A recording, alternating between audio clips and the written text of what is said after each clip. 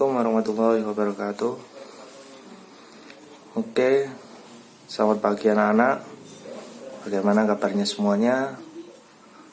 Papa harap kalian semua sehat walafiat dan dijauhkan dari segala penyakit yang ada. Oke, sebelum kita memulai pelajaran, mari kita berdoa bersama-sama agar di semua yang kita lakukan ini diberkahi oleh Allah Subhanahu wa taala. Berdoa dimulai.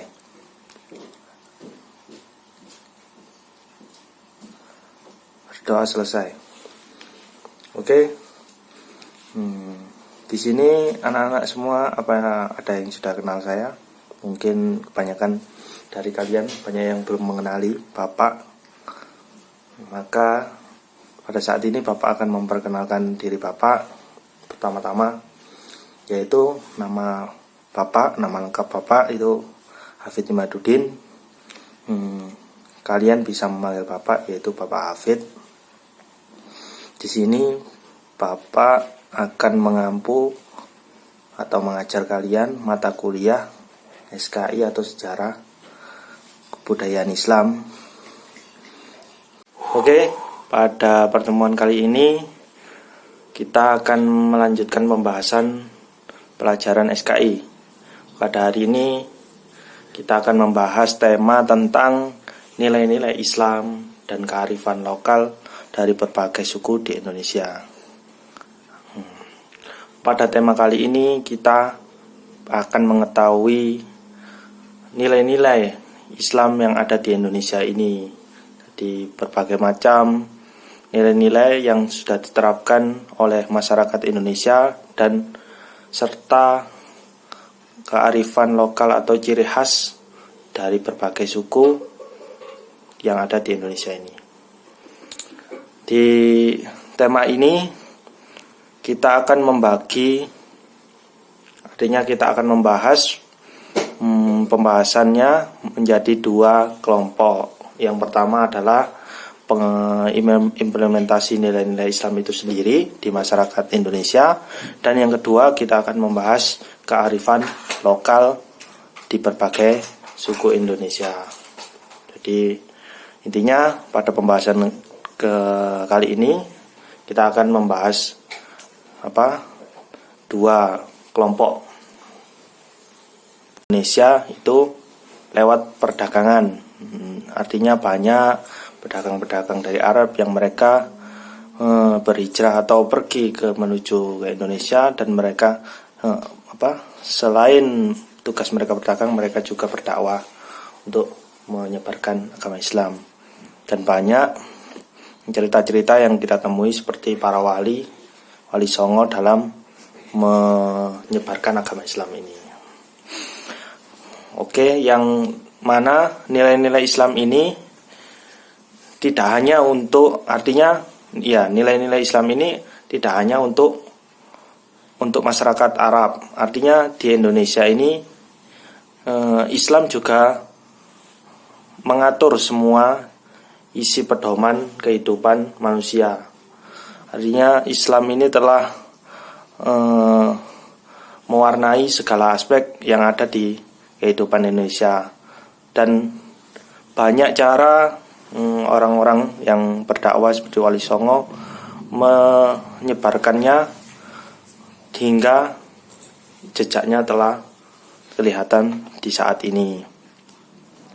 Contohnya yang telah kita ketahui, misal dari nama-nama hari, di sana ada nama-nama Islam seperti Sabtu dan lain sebagainya.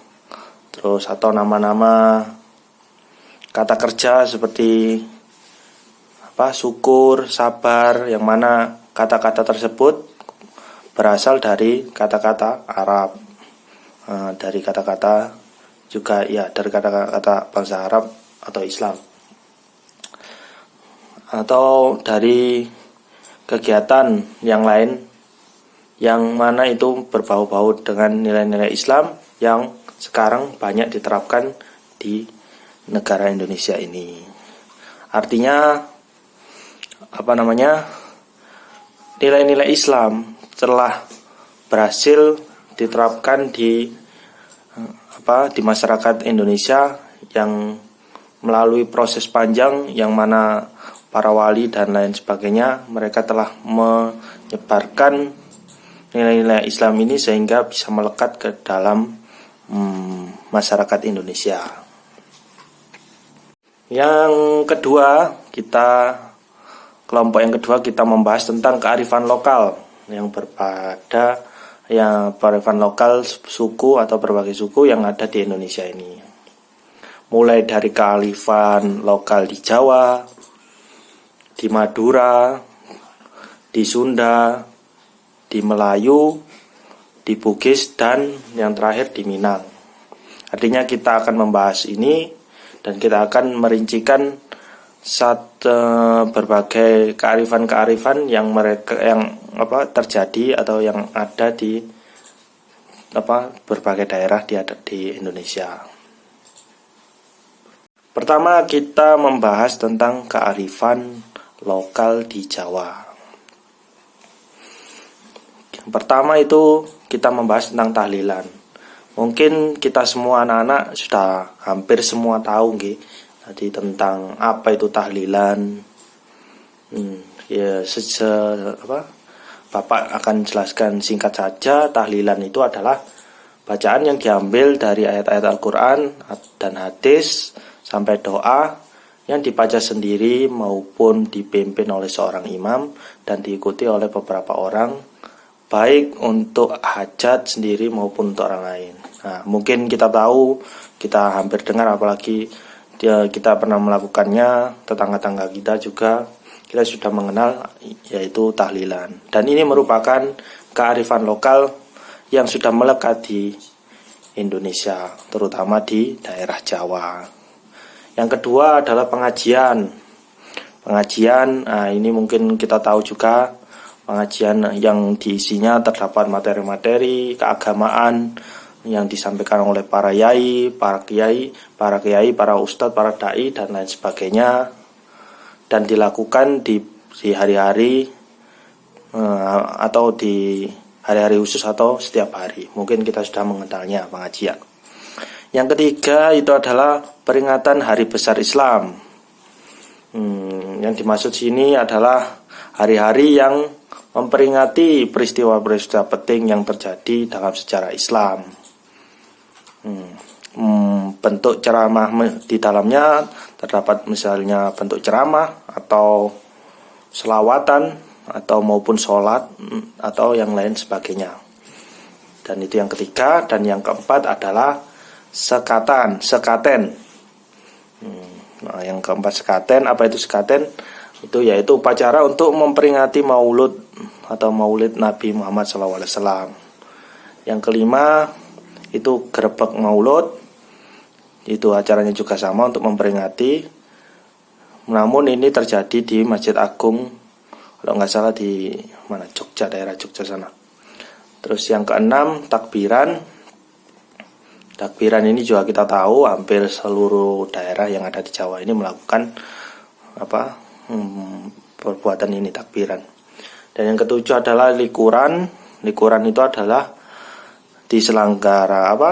kegiatan yang diselenggarakan setiap malam tanggal 21 Ramadan untuk menyambut datangnya Lailatul Qadar. Dan yang ke-8 adalah mengan. Mengan itu apa? Mengan itu upacara menabuh beduk sebagai tanda bahwa besok sudah memasuki bulan Ramadan. Dan semua umat Islam wajib melakukannya, yaitu melakukan puasa. Terus yang 9 adalah suranan. Apa itu suranan? Suranan itu budaya berziarah ke makam wali serta membagikan makanan khas berupa bubur suro sebagai tanda syukur kepada Allah Subhanahu wa taala. Yang ke-10 itu adalah nadran. Apa itu? Ziarah juga, ziarah kubur untuk menghormati leluhur atau para wali dengan mendoakan mereka. Dan yang terakhir itu adalah lebaran ketupatan. Mungkin kita juga semuanya hampir melakukan ini yang terakhir karena sudah masyhur di kalangan masyarakat yang terutama di kalangan Jawa. Oke, kita masuk ke kearifan lokal yang di Madura. Yang pertama itu adalah selawatan. Nah, kita juga sudah tahu selawatan itu seperti apa. Nah, yang kedua itu adalah rokatase. Apa itu rokatase? Rokatase itu adalah pembacaan istighosa dan tahlil bersama oleh masyarakat yang dipimpin oleh pemuka agama setempat. Ini yang terjadi di Madura. Mungkin Bapak kurang tahu ya, soalnya Bapak bukan berasal dari Madura. Oke, yang ketiga itu adalah rokat. Rokat itu apa? Yang diadakan jika di dalam satu keluarga hanya ada satu laki-laki dari 5 bersaudara, yakni mengundang topeng yang diiringi dengan alunan musik gamelan sembari dibacakan mamaca. Nggih, Bapak yang membuat mengerti, mungkin bisa ditanyakan kepada orang tuanya masing-masing. Yang keempat itu adalah muluden. Oke. Kita masuk ke arifan lokal yang ada di Sunda. Yang pertama itu kita akan membahas tentang upacara tingkeban. Apa itu upacara tingkeban? Upacara tingkeban itu adalah upacara yang dilakukan jika ada orang ibu hamil dan usia kandungnya mencapai 7 bulan. Itu diadakan acara itu supaya guna anak atau ibu yang melahirkan itu dalam keadaan sehat wal afiat. Yang kedua apa? Reunuh mudigien ya. Apa itu? Upacara untuk perempuan yang mengandung. Ini sama juga seperti sebelumnya, yaitu diadakan upacara, namun ini ibu yang hamil ini sudah usianya 9 bulan lebih, tapi belum melahirkan. Nah, itu diadakan acara seperti ini kalau di Sunda. Yang ketiga adalah tembuni. Ya, tembuni. Tembuni itu apa? Upacara mengubur tembuni yang sudah dibersihkan. Bisa dikuburkan di areanya, di area halaman atau area lain sekitar rumah, ataupun dihanyutkan ke sungai beserta disertai dengan doa-doa. Nah, fungsinya adalah agar bayi itu selamat dan kelak bahagia tatkala dia dewasa. Yang keempat adalah gusaran. Gusaran itu ada apa? Budaya meratakan gigi anak perempuan dengan alat khusus disertai pembacaan doa. Dan yang kelima adalah sunatan atau hitanan. Itu apa? Kita mungkin sudah tahu ya, yaitu kegiatan dilakukan untuk memotong alat vital gunanya agar bersih dari najis. Dan yang terakhir adalah cucurak. Cucurak itu apa? Memasak makanan yang berbeda kemudian dikumpulkan di masjid terdekat untuk dibagikan atau dimakan bersama. Oke, kita masuk ke dalam kearifan lokal di Melayu. Ini terdapat 4. Yang pertama adalah petang megang. Apa itu petang megang? Petang megang adalah budaya masyarakat Melayu yang dilaksanakan di Sungai Siak dengan berziarah ke berbagai macam pemuka agama dan atau tokoh-tokoh agama. Yang kedua adalah Balimau Kasai. Apa itu Balimau Kasai? Itu adalah upacara tradisional yang digunakan untuk menyambut bulan suci Ramadan sebagai simbol penyucian diri. Artinya ini digunakan agar kita sebelum masuk Ramadan kita itu menjadi suci. Seperti itu. Yang ketiga adalah tahlil jama' atau kenduri ruah. Apa itu? Tahlil yang dilakukan berupa dzikir atau doa-doa dari para wali untuk orang-orang tua atau para pemuka muslim, yang terus terdapatnya ada sajian yang berada entah itu didapat dari dia sendiri ataupun sukarelawan yang mau membagi atau bersedekah. Dan yang terakhir adalah banzazi. Banzazi itu apa? Yaitu membaca banzazi diiringi dengan penggunaan alat musik yang modern agar masyarakat Melayu Islam dapat mengambil pelajaran dari kisah-kisah atau kehidupan Rasulullah SAW. Kita masuk ke kearifan lokal yang ada di Bugis. Ini terdapat dua yang Bapak ketahui. Yang pertama adalah upacara Amateang. Apa itu upacara yang dilakukan oleh warga Bugis saat seorang di dalam kampung meninggal dunia, di mana para pelayat yang hadir biasanya membawa sumbangan atau amplop kepada keluarga. Artinya orang-orang yang melayat pada orang yang meninggal dan dia itu membawakan sumbangan. Nah, itu mungkin fungsinya guna membantu orang yang tatkala baru saja ditinggal oleh orang terdekatnya atau keluarganya. Dan yang kedua adalah Mabarazi atau Barzazi atau Baronsazi. Apa itu? Yaitu tadi membaca budaya masyarakat Bugis yang membaca seperti doa-doa. Baronsazi Bugis, ya, doa-doa mereka yang mana itunya mengandung estetika tinggi dan kesakralan serta dibagikan dalam banyak jenis. Artinya ini suatu upacara atau suatu kegiatan yang dilakukan oleh mereka. Oke, ini adalah yang terakhir, yaitu kearifan lokal yang ada di Minang. Ini yang Bapak ketahui, ini ada 3. Yang pertama adalah selawat dulang, yaitu selawat yang ceritanya memuji Nabi Muhammad SAW atau yang berhubungan persoalan dengan agama Islam, yang diiringi dengan bunyi-bunyi ketukan jari pada dulang atau piring logam besar.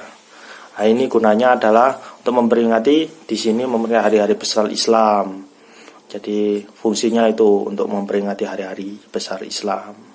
Namun di dalam upacara atau kegiatannya terdapat kegiatan yang memuji atau berhubungan dengan Nabi Muhammad SAW. Yang kedua adalah makan bazamba atau makan barapak. Itu adalah budaya orang Minang yang mana mereka makan dengan cara duduk bersama di dalam suatu ruangan atau tempat di hari-hari besar.